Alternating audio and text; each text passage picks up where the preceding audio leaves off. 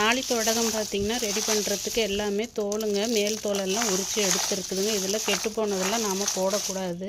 பார்த்திங்கன்னா பூண்டோட தோலும் எல்லாம் எடுத்துருக்குதுங்க.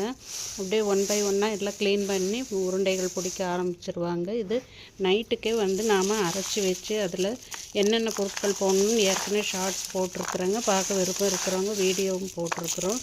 இது இனி ரெடி ஆகிட்டுருக்குறேங்க. ஏற்கனவே வாங்கினவங்களும் சரி, புதுசாக பார்க்குறவங்களும் யாருக்கா வேணுனாலும் வெப்சைட்டில் வாட்ஸ்அப்பில் ஆர்டர் கொடுங்க. ரொம்பவும் நல்ல வாசனையாக இருக்குங்க எங்களுடைய தாளிப்படகம்.